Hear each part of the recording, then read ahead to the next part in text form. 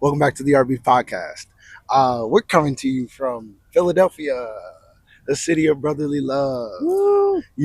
A real, as you put it, black ass A city. black ass city. Honestly, one of my favorite cities to visit. I recently discovered, or at least came to the realization is my favorite place to eat in. So if you're ever looking for a Northeast spot, I think of the places I've been, New York, um, DC, and Philly. Philly's probably my favorite. So just there's that. Today we have a special guest and a little bit different strand of artistry to engage with as we do on this show. We have Yaya Farley.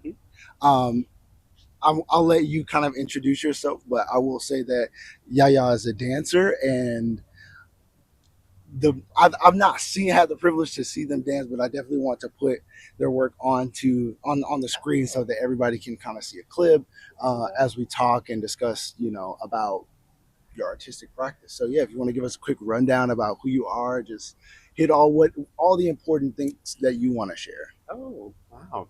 Awesome. Well, thank you so much, Matthew, for Yes. inviting me. This is really exciting.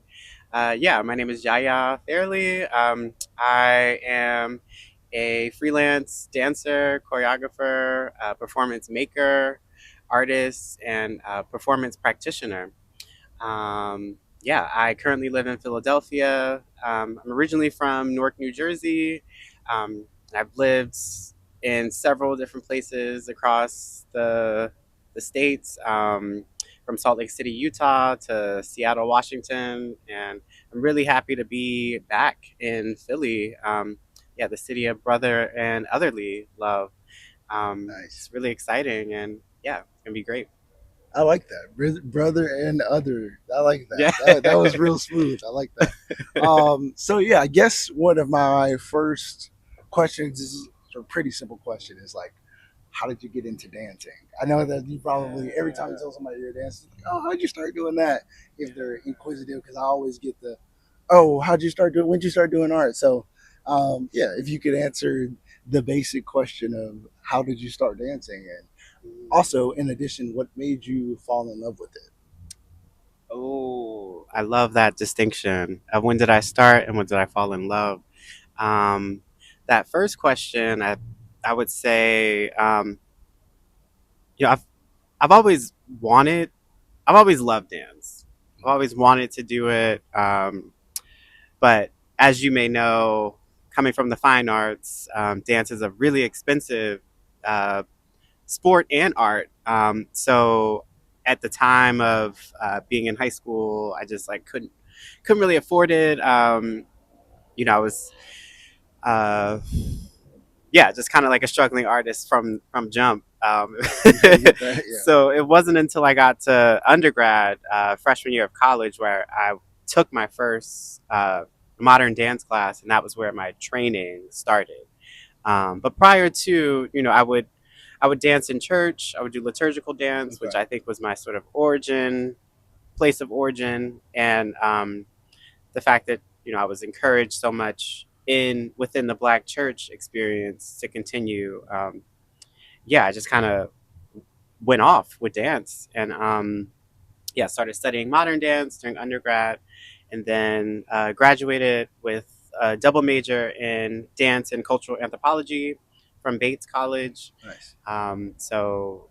Yeah, went to undergrad in one of the whitest states in the nation, Maine, and to go there and to become a dancer and to also be studying the culture of dance, it was just a really impactful experience for me. But yeah, that's like. I mean, it sounds pretty amazing and also frightening. I Mm, feel like that was similar to what happened with me when I went to PAFA. Like, mm, even though Philadelphia is a black ass city, PAFA is not a black ass school. it's not Um, and that part. no shade to PAFA, but it's not like they've got a sea of black students either. Hmm. So in my Hmm. cohort, I was the only black student.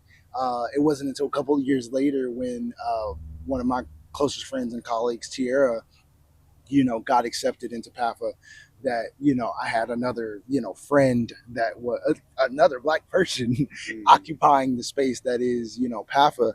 And right. then beyond that, once I left, then my cousin Kenneth was enrolled and Hmm. is the last black artist to graduate from PAFA. Mm, But I think that that's a very interesting dynamic to go from sort of being comfortable in black experiences like you described with the black church, and then kind of taking your artistry, or your artistry taking you in a sense, mm, into these white spaces. hmm, So um, hmm. could we dig a little deeper into that, into like your experience at this institution, and like what was it, and being in Maine, and especially the polarizing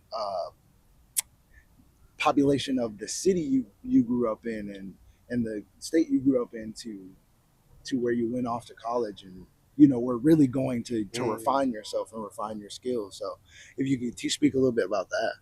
Yeah, yeah. Yeah, thank you for framing it in that way of sort of like being a black face in a white space, Mm, in a hyper white space, yeah. especially, yeah, coming from a black ass city such as Newark, New Jersey to Lewiston, Maine. And then later on, when I got my MFA from the University of Utah, being in Salt Lake City, Utah, another white ass city. So, yeah, there's something about being able to really appreciate the the work that you're allowed to make, Mm, but also understanding that that's tied to your funding structure, that's mm, tied to whether or not your professors like right. you and or like your work or see your work as legitimate. Yeah, there was a lot of having to fight for my humanity in a sense, Mm, especially when I was getting my MFA in modern dance. It felt like some of the critiques I got from professors was that my work was too theoretical, mm, and to hear that was just it's like what the fuck do you mean, like yeah. that's why I'm in this graduate program. What do you mean Yeah. it's too theoretical? But later on coming to find out that that was just code for it was too black. Mm, Really, we don't mm, understand what you're doing, and you're combining these theories that talk about the complexities of black experience, but right. they didn't know how to handle that. That did almost cost me the MFA, like trying to fight to make the work that I was making. Just a little bit Mm, of context: my MFA thesis was about. It was entitled "Abject Body," okay. so I was pulling from French philosopher Julia Kristeva's Yeah. theory of abjection, which it, it reframes the body and the social systems of recognition, like how we get hailed up into being or Mm, becoming, uh, kind of related to Althusser's interpolation. So how does one, yeah, get hailed into being? And I argued in my MFA thesis that black bodies were always already abject, particularly in this U.S. context, but mm, also uh, in a public performative spectacle of violence. mm, So the the dance section or the dance portion of the thesis really tried to capture what does it look like to see black bodies abjected, but also being abject on stage. mm. So what does it mean to be sort of like psychically murdered or the spectacality of violence Yeah. Yeah. onto black bodies? That's interesting. And that, and I to bring it the connection to fine art.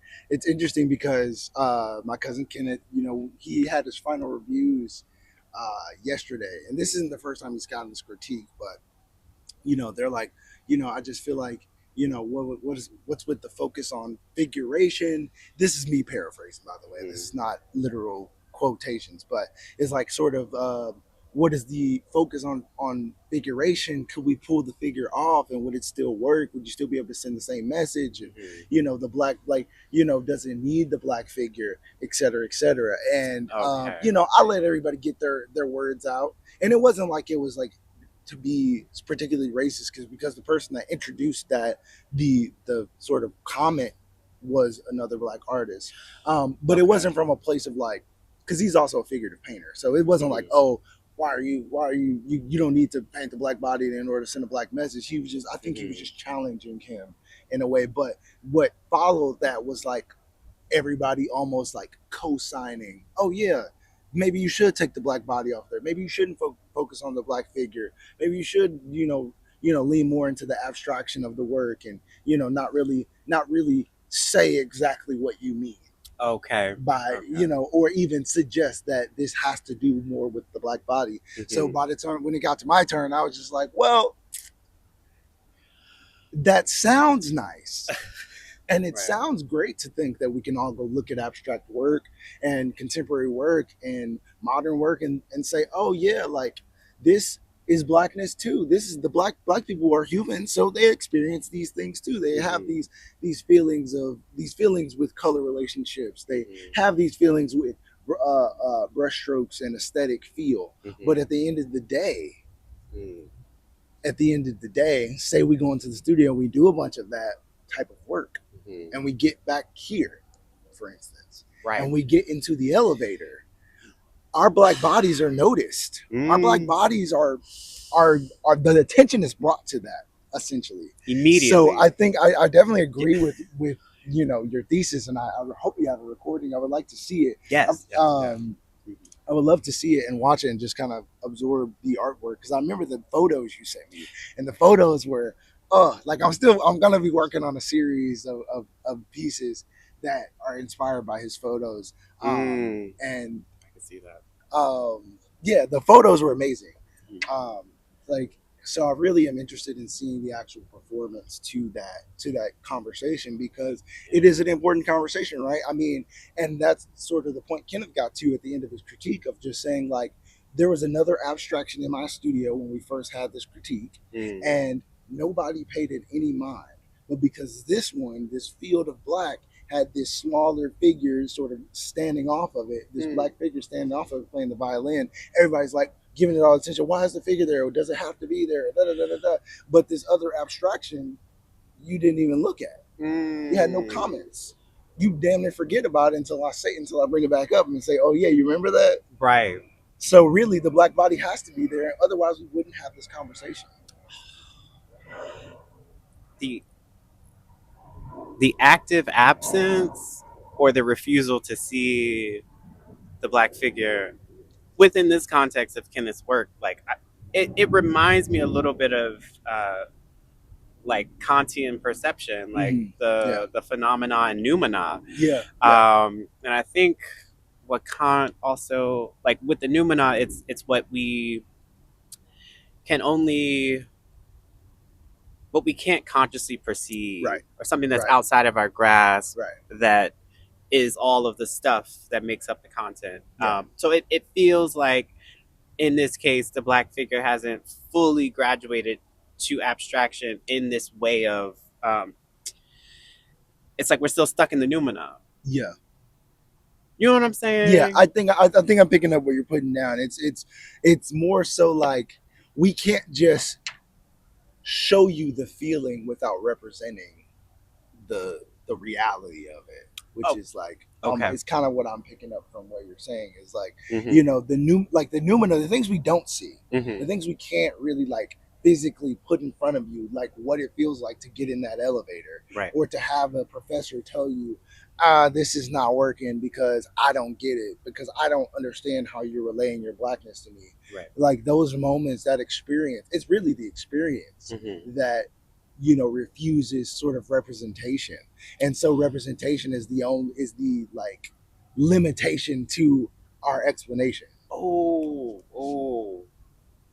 I love that. I love that. Oh, Bars, I ain't mean for that to rhyme. yo, Like, that was yo. I didn't mean for that to rhyme, but that's crazy. That was great. Um, oh my gosh, that just makes me think of what is the? I think it's a text by Andreas Yeah, Weber, Weber, yeah, yeah. and Was it was it the what is it, the Commons, or uh, what's the name of that book? I do love that book. I think I think it's the Enlivenment Yes, the book. Enlightenment book. Yes. Right. So it's that book and the other one, Theory of the Earth. Oh yeah, that's Thomas Thomas Nail. Nail. Yeah, Yeah. yeah. So I remember in both of those texts there was this again this sort of like active we're trying to move away. I think within like the metaphysics subculture of philosophy, there was an attempt to jump away from the human condition to Yeah. like to go towards space and like beyond the earth, like but even in that active like running away from the body, it still felt anti-black, Right. uh Right. racist as fuck, because it's like we just got access to our bodies yesterday, It's like a gaslight. Yeah. and It's now like you want to rush to space to it's like, oh, theorize but you like don't, yeah, like you can be black, but wouldn't you want to be more than black? Don't you want to be more than your skin?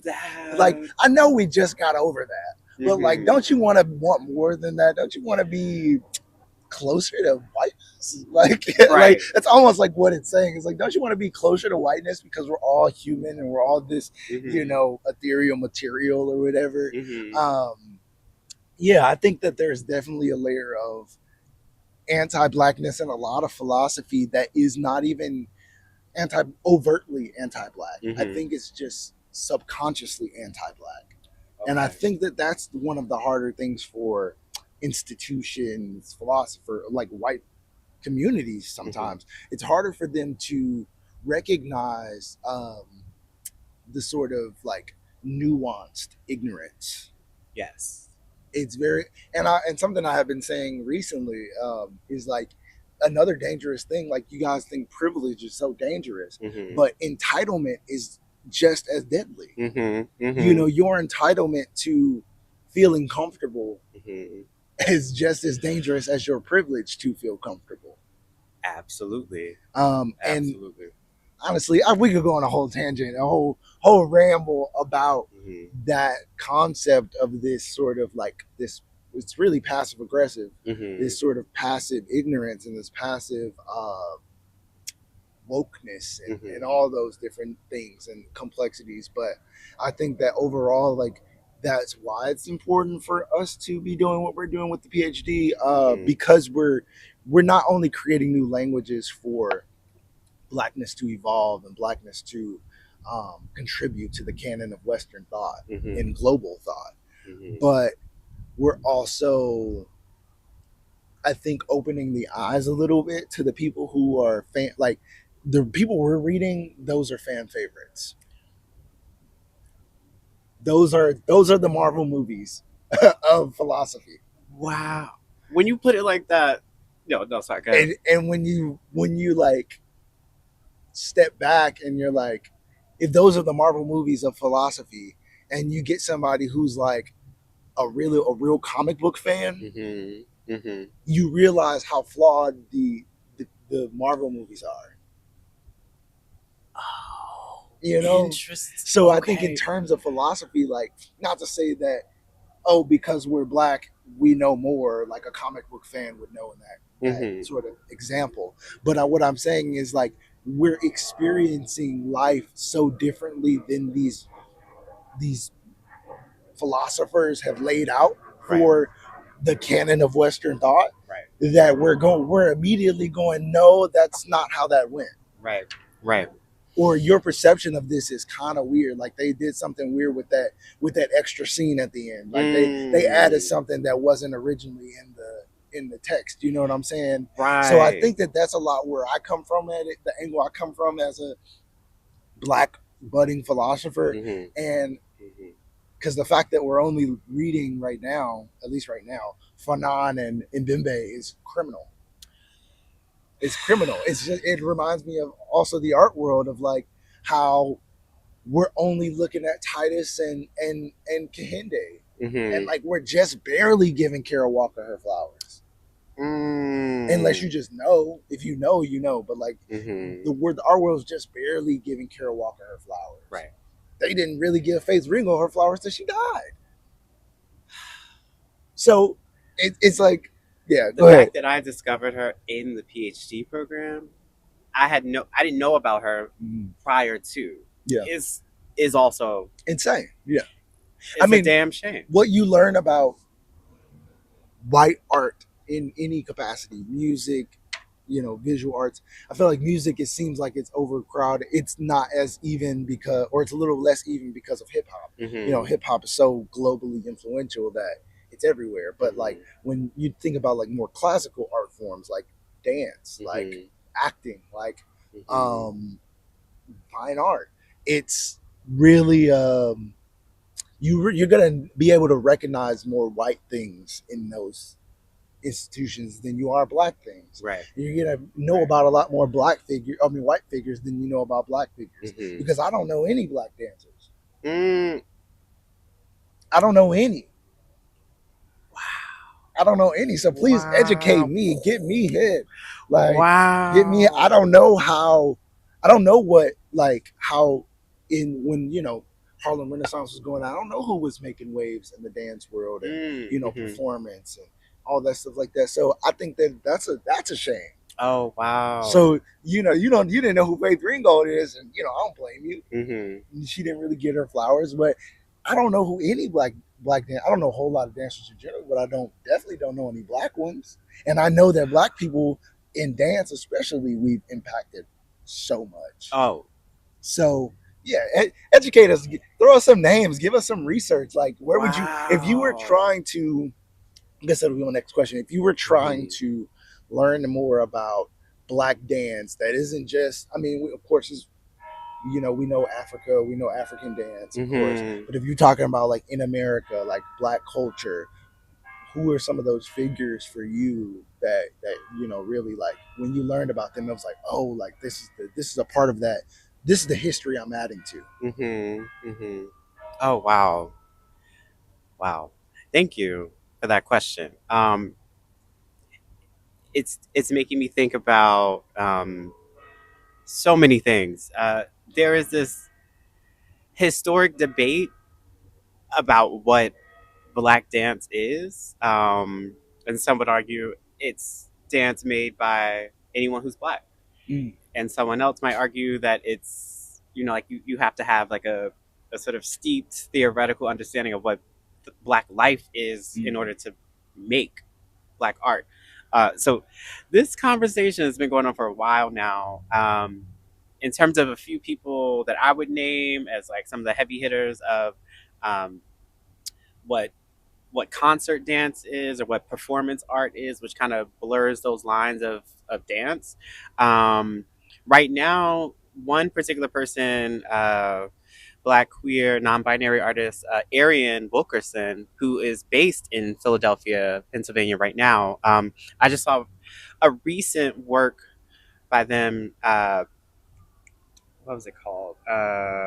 Charity Begins at Home. okay. Nadine Ruff, and it was about their aunt who identified as a black trans woman, and but the piece was like you walk in and there's all these stools set up, and it's sort of like assigned seating. So you walk in and you sit, but you can't move the stools. And if Mm, you move the stools, Arian, who took on this like authoritative voice, would come over and yell at you, mm, like, no, like stay in your assigned seats. It kind of had this like sort of like fascist factory kind of mm, vibe to it. yeah. And then you're sitting, and then the piece starts, and it's by this the music's by I think 1200 watts, and they're based in Detroit. Okay. So there's that Detroit house sort of.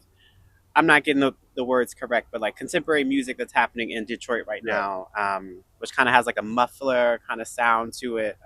That was the soundscape with all of this like sporadic movement happening. So it was like layers upon layers of abstraction, Yeah. uh, misrecognition, breaking the fourth wall. So yeah, completely blurring the lines of what dance is typically seen, right? Because usually we think of dance in the same as kind of like a cousin to theater. Like you walk into Right. the theater, the lights go dim, Mm, you're watching this from a proscenium or this sort of like box perspective. And again, that's where film comes from too. Like the screen Yeah. is also the proscenium. Um, but there are folks like Arian, also like Angel Edwards, also here in Philadelphia, making amazing work. Mawu, um, yeah. I'm also deeply inspired by just women, Black women in dance. So Sure. Sidra Bell, who's based out of New York. Okay. I've taken workshops with her in the past.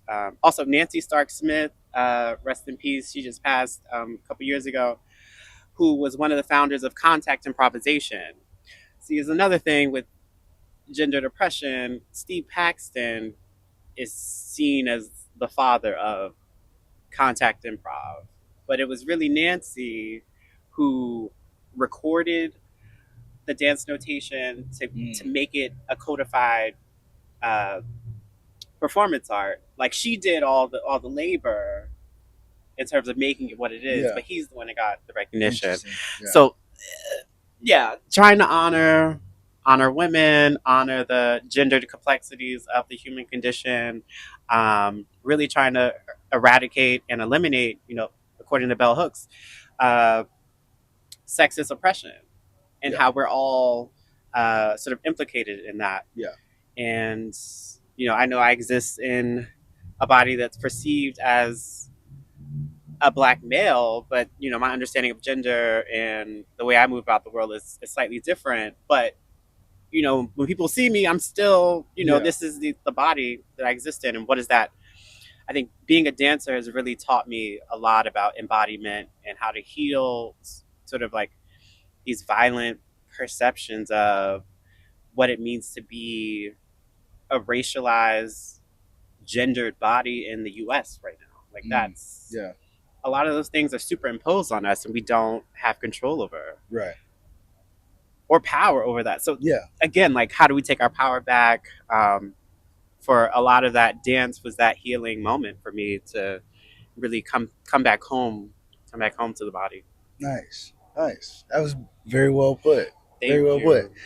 you. I think that there's nothing really I could say beyond the fact that like I definitely feel like there is even even if you are sort of subscribed Mm-hmm. to the gendered body and Mm-hmm. you're like okay yes I am a male, I identify that way, and Mm-hmm. there's the superimposition of what that means to Right. be and to behave in that way Mm-hmm. as male and female. You should do this, you should do that, and Mm-hmm. to it's unimaginable what when you unsubscribe from that reality and that societal structure. Mm-hmm. um, it's hard to imagine, for a lot of people, what actually comes with that when you're presented in front of people who do subscribe. Yeah. So yeah, I think that honestly, the world just has to become more tolerant and more like honestly, maybe read some post-humanist thought. I don't know, like, Right. or just really understand that at the end of the day, especially since slavery, the black body has been presented as product, as Mm-hmm. as utility, as tool, Yeah. and so as a other in general. Mm-hmm. So why it shouldn't be as surprising Mm-hmm. when people, especially, and I've addressed the black community to this because there's always this stigma and this stipulation and this or this turbulence Yeah. when it comes to black queerness in the black community. Um, I just find that really interesting. I find it really interesting because I don't know what people are so afraid of when it Mm. comes to black queerness or black gender fluidity. Um, Mm-hmm. I know that the white world, they got their issues. They got their issues are stacked. But I Yeah. know for the black community, one of our biggest issues is how disconnected we are from each other, and how some factions of black community can be very intolerant to other factions of the black community, and that I think Mm. is it provides a further hurdle as to our to the lack of our progress. Mm. I don't know if you would agree with that, but Oh, this. Whew, I know we this is got kind of far off good. track of the dance, but I think it all relates because I mean you're actually navigating how to represent these things through your artistry. So yeah, Hell yeah, yeah, yeah. It's all a dance. It's a small dance that we do every day. Yeah, Yeah. I kind of go back and forth with this idea of. So I kind of do want to push back on the like the black community as being less tolerant. mm, Um, so what I have noticed recently in my 35-year-old body now, I've had a couple more years of experience, but like I have noticed that a lot of these issues of like gender presentation or like expectations of what gender is really stems back to white supremacy mm. as like as a core of where yeah where all of this violence comes from because it's a you're not supposed to have access to the power of your body, right? You're supposed to give that to the state, and even from then the state decides how you reproduce and boom boom boom. So especially as a black man perceived in the US, there's no hierarchy of oppression, right? Right, To quote Audre Lorde, but also particularly with under patriarchy, black men don't benefit equally from the benefits of patriarchy. right, right. So that basically to say all of this shit was already set up by them, and we just got introduced once we tiptoed our pretty asses up in these institutions. Gotcha. Um, but in terms of the violence that I've experienced being perceived in these like racially gendered categories, I think across the board, like there is no respect to person. Like I've gotten it from black folks, white folks, Hispanic, but like violence is violence, and Yeah, it's like yeah, it's particularly anti-black violence, which sort of trumps gendered violence. I mean, it's complicated. We could talk more yeah, about it, yeah, um, but in terms of dance and how that relates to being being a fine art, it's hard enough being a black dancer, but then when you add anything non-traditional on top of that, I think it just makes it even harder to. yeah. Uh, yeah, I'm thinking of other famous black choreographers that folks may know, and who's coming up mainly is Bill T. Jones, who's another amazing black gay man choreographer from the '80s who was sort of in opposition to Alvin Ailey. So Bill T. Jones was sort of seen as like the rebel rouser Right. versus Alvin Ailey was more like suit and tie, like he wanted his men to be men. Mm. So yeah, yeah. So there is that. Like even though there have been black queer leadership in some of these dance companies, how they perform gender or resubscribe patriarchy looks very similar to these broader white institutions. Mm. So there's a lot of work that needs to be done. I think, yeah, I Damn. think that in terms of dance, in terms of fine art, there's a lot of work that needs to be done. Because I was talking to the other black critic in the critique that I was telling you about. Mm-hmm. His name's Erlen Jafar. He's a great, I think it's Jafar. Yeah, Jafar. He's a great artist. And a great thinker too. But he was talking about a debate he had about with another artist, another black artist, just like we could paint 100, we could paint portraits for the next 100 years, and we Mm-hmm. still gonna have our work cut out for us in terms of matching what's been done and what's been upheld by the white institutions and by the Mm-hmm. white artists and by the white thinking and the white thought and the white canons. Mm-hmm.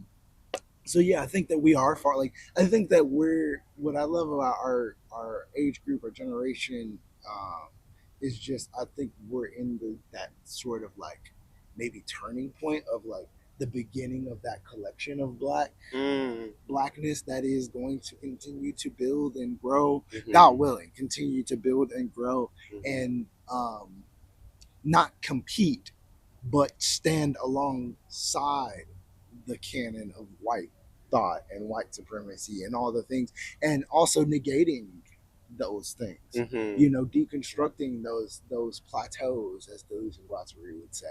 Right. I Okay. because I Okay. mean I wrote a whole paper about the rhizome and how racism is a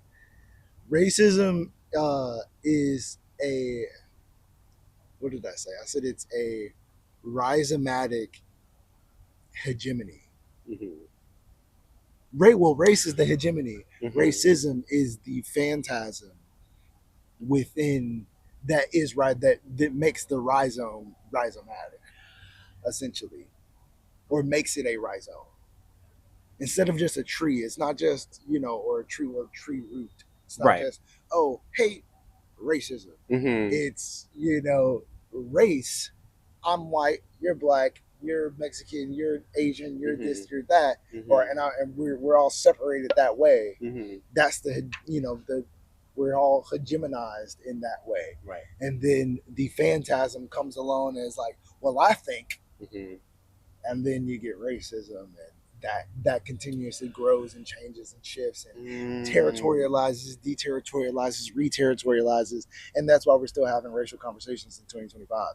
That's why we're still, trying to figure out whether we should include the black body in a black artist's work. you know, Right. Right. Oh my God. So I have a question for you. yeah, It, especially where we are now in this like era of, I don't know, for postmodern art, post contemporary art. I don't know what wave we're in, but yeah, do you also see postmodern art as another hegemonic phantasm? Sort of quote Rainer Sherman's broken hegemonies. yeah. Yeah, like another sort of wave of legislative power being superimposed on a culture to then redefine what their identity inside of that public sphere looks like. I think there is truth to that, but I also think that modernity Mm-hmm. was in a way stolen from black people. Now I'm gonna get chewed up for this because, and I don't know if you talk to Zinzi, she probably got a lot of powerful thoughts about this because when I Okay. first met her, she was literally just like, yeah, like there's a lot I love modernity. There's a lot I like to, and I didn't really get a lot of the reasons, but part of me maybe feels like she would agree with what I'm about to say, Mm-hmm. which is that black art in America has always been modern. It's Mm. always new. Mm-hmm. Now we're in a time of like mimetic art or imitation or homogenization of art from black people. Some Mm-hmm. in ways, and we could dig into that for a long time. But Mm-hmm. just in the age of from 1900, because not 1920, the Harlem Renaissance, that sparked as like, I mean, that's the marker of like everybody's like, oh, that's when black people decided to be themselves. It's like, nah, brother, like go watch Sinners and learn a little something about the fact that we were Mm. already finding ways to be ourselves even when we could not. Literally, it was illegal for Mm-hmm. us to be ourselves. Literally. So that I always, like to deconstruct that misnomer of like the 1920s Harlem Renaissance is the birth of black culture. No, the Mm-hmm. fuck it's not. Right. It's Right. like It's not. if you read my master's thesis, I kind of go deeper into it. But um, you know, modernity, Mm-hmm. is really a 20th century concept. It's really about these white artists in at least in popular definition. Modernity is really about these white artists who decided, I don't need to paint this normal. I don't need to paint this the way that the old masters did. I don't Mm-hmm. need to do what Van Gogh and Gauguin and all these other people do. I don't need to do that. I can now do something a little bit different. Like I can decide I want to deconstruct the figure. I can Pablo Picasso decided he gonna go look at some African masks, and then he decided, oh, you can break down the figure into basic shapes Mm-hmm. and not have to go painstakingly paint a portrait Mm-hmm. or painstakingly paint a scene in order to get something interesting. Mm-hmm. Jackson Pollock decided, oh yeah, I'm gonna throw some paint around. Mark Rothko's like, I'm gonna paint some squares, some color fields, and try to evoke some type of emotion. You got the Mm-hmm. whole wave of happenings. You got abstract expressionism. You got all the isms of art of modernity. But Mhm. when you know all of that stuff, when you learn all that stuff, you go and you look back and you look back at that. Let's say we started 1920s. Mhm. Name two black artists that were doing the same thing as each other or any other white artist. Mhm. It's even if you know black artists, black fine artists, a lot of them, like I do, I can't name two black artists, even black painters, people who were figurative painters. Mhm. None of them painted the same, and none of Mm. them painted like white artists.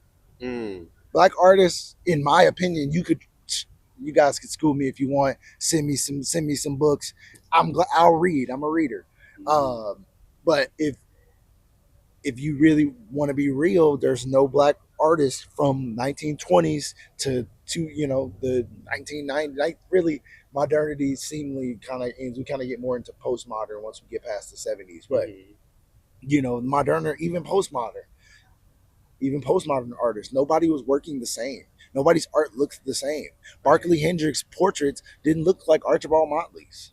Mm. You know, the silhouettes that you see in Aaron Douglas Mhm. don't look like Carol Walker's. Mm. Okay. So if we really want to talk about modernity, which is this shaking up of the old and reimagining of a new ways to create, Mhm. black people have always been at the precipice of that.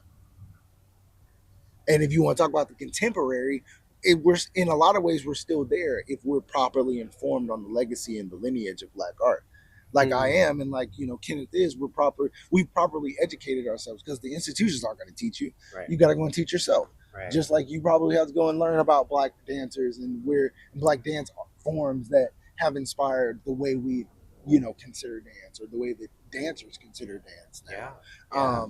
Yeah. It's not readily available. We got to go and find that information. But once you do, you start to realize, step back and realize, okay, damn, there's really nobody that's the same. Mhm. Mm. If I showed somebody a Brock and was like, "Do you like this Picasso?" They wouldn't correct me. Hmm. It's like they wouldn't. Wow. Not to say that and this is not to say Wow. that these white artists from modernity are copying black people, because that's not Mhm. what I'm saying. Right.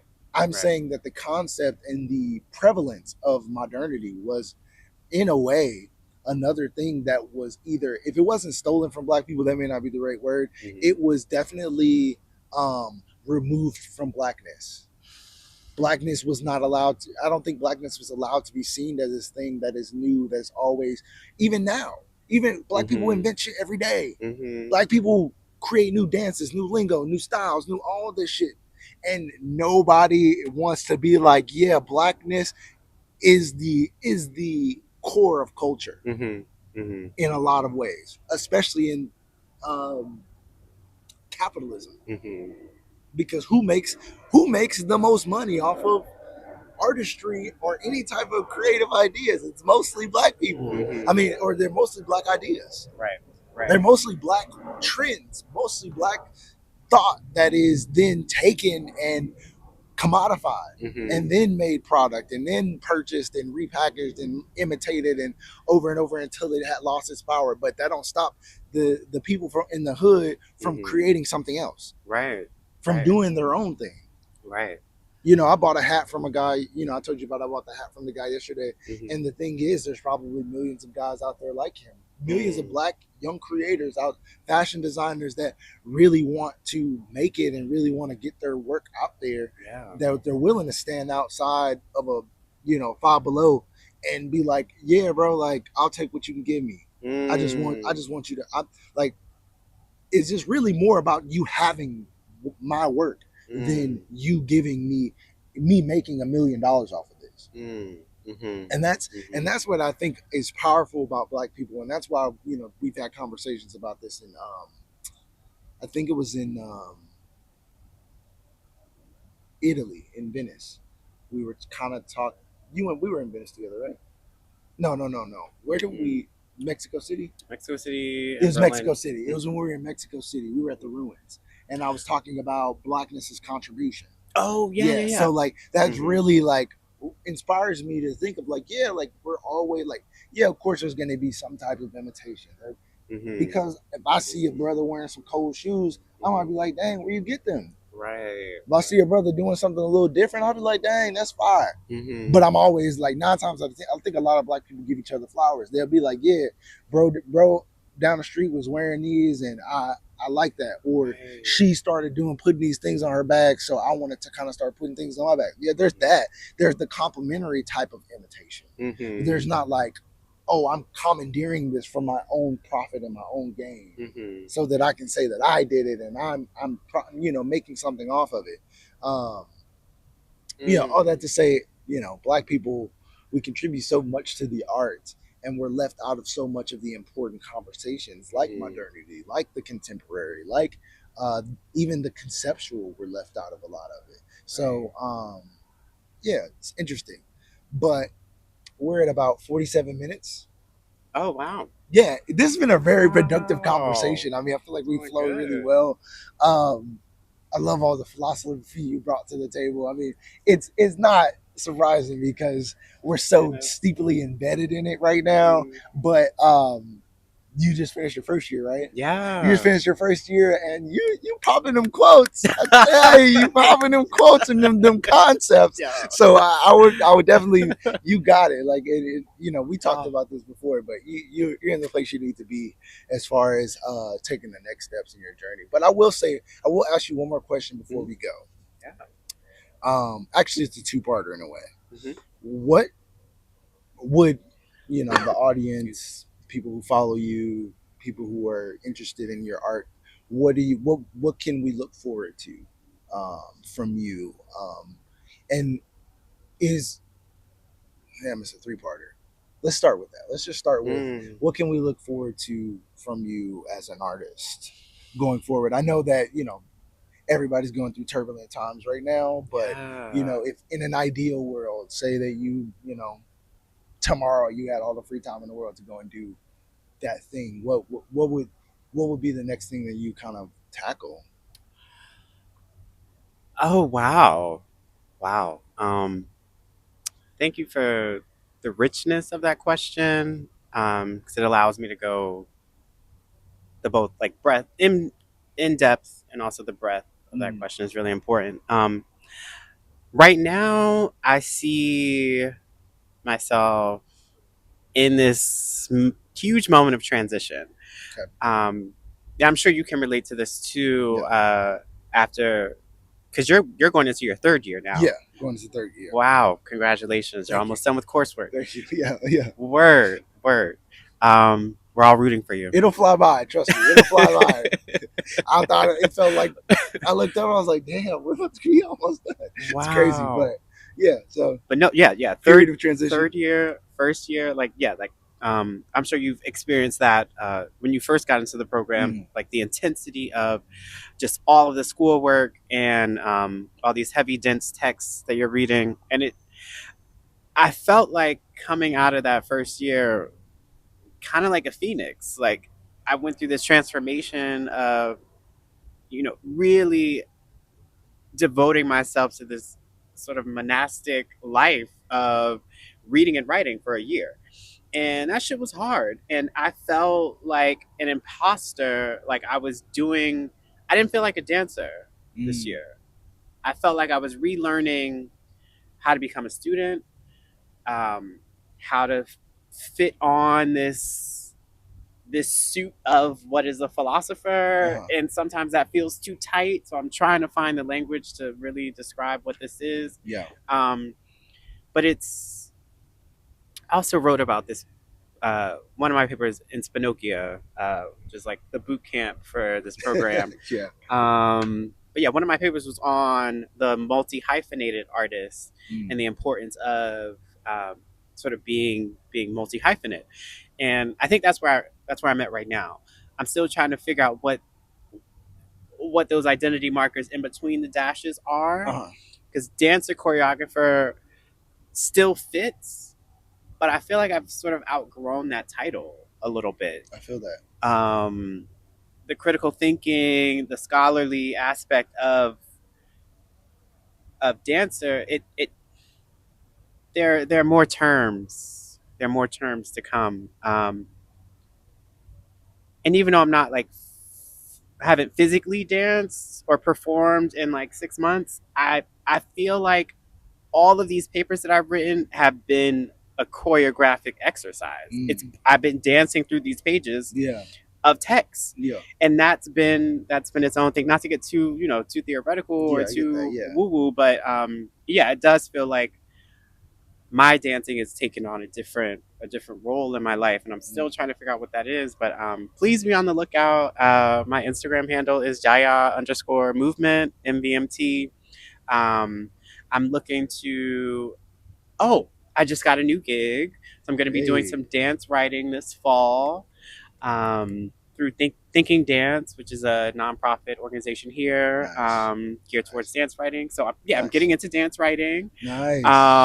really exploring that more, and hopefully, sorry, sidebar. I came from this exhibit at the Color Girls Museum Mm. over the weekend, and yo, that museum completely, if I don't know, it felt like when we went to go see the Frida Kahlo Museum. Mm. Like this, there was something about the intimacy, the intensity, um, and they describe themselves as a memoir museum, which also feels like Yeah. different from the PMA. Right. So like, Right. so basically, I want to take my dance into curation and into more museum spaces. I don't really know what that looks like yet, but the opportunities, I'm I'm open. Yeah. So yeah, I sort of want to move from the proscenium to museum and gallery spaces and see Mm. what performance can look There's like. an artist that I can't think of her name right now, Hmm. but she does a lot of dance performance with like you might be familiar with her work, but it's like she takes stockings and fills them with like sand and Mm. really it's like representative of the female form and when I think of the name I will send it to you, but I Mm. think that she would be interesting because it's done she's done performative work inside the museum space, Okay. so I think that that'll be a great little you know connection between the fine art world and the dance performance Yeah. that you're looking at. That's really cool though. I'm really Ah. excited to see how dance comes into the museum space outside of a rendered image or the photograph or even just Mm. the video. Like what is it? I mean, video is important because you got to document, but like Yeah. what is the a? It's almost reminiscent of a happening. Mm-hmm. Like what is it like to be in a space that's not necessarily meant it wasn't built for dance, Mm-hmm. but is now being commandeered and sort of occupied by the Mm-hmm. performance. So because I've never one witnessed a performative piece, so a performance piece. So I think I that got you. um, dance is also a beautiful way to do that. I think that I love dance just for context to everybody. I do love dance. I was sort of not teased out of it, Mm-hmm. but like maybe put into a position of not feeling like that was a cool thing to do or a cool thing to think is cool. Mm-hmm. Um, so it prevented me from like it's taken a lot of work in my adulthood to be like you can dance like even if it's to Miley Cyrus and H&M, bro. Like you can dance to it if you're feeling it. Like Yeah. it's okay. Yeah. Yeah. And like that's been something that I've worked on. So it also is a great opportunity to make this connection with you and also to make work about some of the similar things that your thesis performance was about as Mm-hmm. well through my own art form and artistry because I think that that also provides a bit of therapy for me. Mm-hmm. um, so yeah, thank you for allowing me to use your image in that way as well. Yeah. But just to you already know how much I appreciate dance and what you do and like what you bring to blackness with your artistry. Hell yeah. But yeah, I think that this has been a really great episode. Like I feel like we even addressed some of the challenges without even me having to ask you about them particular, unless there's some like literal beef you want to get to. Like if you got beef that you want to you want to share about. Wow. No, I was thinking about art beefs that I might know of, or like if there are some dancer beefs that I could think of. I mean, none off the top of the dome. I think what what I've seen happen is usually folks will get pitted against each other, Uh-huh. like Bill T. Jones against Alvin Ailey, and this sort of beef will get made up by Got you. the art historians later on. But the actual tea of what's going on right now, I don't have quite a pulse on Right. what's happening. It's probably more interpersonal relationships. Hmm. And so, okay, so in terms of beef, is there any type of, because beef is also a pretty fluid term. It's not Mm. just the literal beef, like I'm beefing with you, but Right. also like things that you would say you can have beef with yourself. You could be like, these are things that I really want to work on with myself. I'm pushing myself to get past, or Oh. institutions. I mean, it took a lot of growth to get through our both of our master's programs. So Yeah. so I think Yeah. even that, if there's anything that sticks out to you in your own experience that you want to kind of air out with quick, that's also Yeah. the motive of the podcast as well, is to be able, so that people know that it's not all sunshines and rainbows and philosophical thought. It is a lot of that, don't get me wrong, but Hmm. there's a lot of bullshit that comes with being an artist, Hmm. especially because we live in a capitalist, sexist, racist, all theist society. Absolutely. Absolutely. Yeah. Yeah. Fully agree. Um, oh, okay. I think one beef, especially with dance in relation to the fine arts, Mm. is I think dance is still seen as the redheaded stepchild of fine art, of like Mm. traditional painting, and um, yeah, it's just I still feel like we're fighting for a place inside of this fine arts building that we're Mm. still kind of like in the foyer waiting to get Yeah. in, and that feels very frustrating. And I've noticed, especially this was before I got into this program, but just announcing myself as a dancer, I noticed that people automatically assumed a lack of intelligence. Mm. Like they assumed that I was dumb. Like dancers are kind of seen as dumb. Mm. And, part of that comes from the history of ballet and the disciplining of the body to strictly just become a pure technician.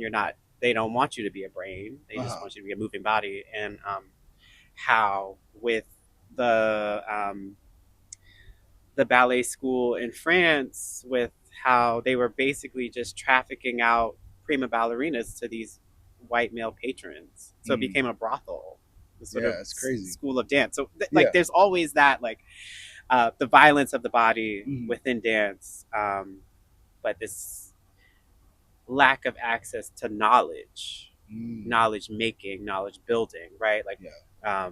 we're not going to leave that up to the choreographer. Like how can you? We're already born with the knowledge inside of our bodies, right? Yeah. Um, yeah, the body is a beautiful machine or Right. a Right. beautiful connection of or network of things. So yeah, just sort of honoring the body and the criticality of, um, Presence. hmm, I like that. Let's say an enlivened presence. Mm. Let's bring in Yeah. Andreas Weber, Yeah. that enlivenment. Yeah, an enlivened presence. Yeah. And I think that that's interesting. I've Yes. not I've not really known, okay, what is there is or the limitations of, you know dance in dance conversation and dance theory and dance appreciation in the pantheon of art. um and I Hmm. think that that's interesting that you say that about the being like sort of the red stepchild, because it's kind of like when you said that, I'm like, that is kind of true. Like I don't see a lot of people giving dance its flowers or giving dance its prominence. Um, Mhm. and I was just, when I really started getting back into dance in my adulthood, I was started following like two choreographers. I think one is a man. I think it's Keone, and I think his wife, his name is Mary Madrid or something like that. Hmm. And they recently, I think, did a film that was like, I think dance was the main point of the film. Like it Oh. was, the entire film was really about the choreography and the storytelling and Mhm. the narrative of movement Mhm. rather than let me give this person a script Mhm. and have them act out. It was really, I think it really brought the like it's not like a popular movie or anything, but Mhm. I think it's an independent film, but it really brought the for me and like just watching the process of them trying to put it together, it really brought the focus back into, or it did what they hoped it to do in a way if you get spent the time to appreciate it, Mhm. which is the prominence of movement and like you were just talking about of being enlivened in your own presence. Mm. Mhm. Um, Mhm. so yeah, that's interesting. Y'all better stop playing on dancers. Y'all better stop playing. Like, where would y'all be without dance? Like, Oh, let's really think about it. that's. I mean, visual art is important. Don't get me wrong. Aesthetics has made waves in the world, but Mhm. dance and movement and just performance in general Mhm. is pretty impactful in the way that you probably have experienced life. Yeah. So don't y'all need to stop sleeping on dancers. Yo. That's the Yo. beef. Yeah, don't y'all need to give them their flowers when somebody tells you they're a dancer. You need to goddamn appreciate what they're bringing to the table. Yes. Yes. Watch their performances. Mhm. Try to pick up on the nuances of the movement. Yeah, Mhm. it's aesthetic. It's pretty. The Mhm. music's the musicality of it is Mhm. always interesting, but Mhm. really think about, I would, maybe I'm wrong, but maybe think about the intention Yeah. or the Yeah. the the narrative behind the movement. Mhm. Mhm. Mhm. What can you perceive? It's just like going to go to a museum and seeing a painting. You Same don't know thing. what I thought when I made that painting. Yep. You don't Yep. know everything I intended, but you're gonna guess. You're gonna try to put meaning to it. So I Mhm. think that the Mhm. same should go with dance, and Yeah. it should be brought up to the prominence of all other art forms. It's kind of Mhm. what I'm trying to do with animation in a way, but I think Mm. that it Mhm. should be. I think that we should all be playing on the level playing field because artists, no matter what you're doing, music, performance, acting, Mhm. fine art, whatever, we're all adding to the. We make life what it is. Yes. We Yes. make life what it is. Yeah. Um, and I think that's the best I can say. Any last thoughts? Anything you want to share? Get off your chest. Wow. I'm okay with the longer episode. It is hot, but we got beautiful views and Yeah. we've been having stimulating conversations. So yeah, like any last remarks? I I'm really grateful and so appreciative for you just for sharing this moment and really, giving me the opportunity to really talk about this because I don't I don't talk about this that much, especially now since I'm in this program. But yeah, thank you. Of I course. think what we're doing here is special and important and much needed. Uh, it's such a it's a special thing to be a black artist in the Yeah. U.S. right now, Yeah. and we occupy a particular kind of position that can be also in a state of transition, but that's also we're in a state of transformation. We're Right. becoming Right. something new, and that's really exciting. Uh, yeah, I think just honoring the body, of course. Like Yeah. we all come from a body based art form. I would argue, Yeah. the body is centered to what we create, and we just have to honor that. Honor the body, y'all. Honor the body. The wise words from Yaya Fairley. Yeah. And that's been the beef. I'm your host, Unartistic. Make sure y'all go check out Yaya's Instagram. It's Yaya movement, Yeah, MVMT. MVMT. We'll put it down at the bottom too, just so you know. Make sure you check out their work, and stay tapped in, because who knows what they'll be doing next. What we'll be doing next. They could be back on another episode. I'm gonna have to see them again. I'm gonna Hey, have to see them again. hey, So, we out here. we may have a part two to this conversation. Who knows how we'll feel in 6 months? Right, Because are you right. guys going to Madrid and Marrakesh? Yes. Okay, so yeah, I will see them in Yes. January. So, Oh, perfect. who knows what we'll feel in 6 months? Right. And we could have a whole new take on dance, on the beat, on Oh, performance, wow. on blackness and artistry and everything. So make sure y'all stay tuned. We appreciate y'all stopping by, and Yeah. we hope that y'all had a good time. Awesome. Thank you so Nice. much.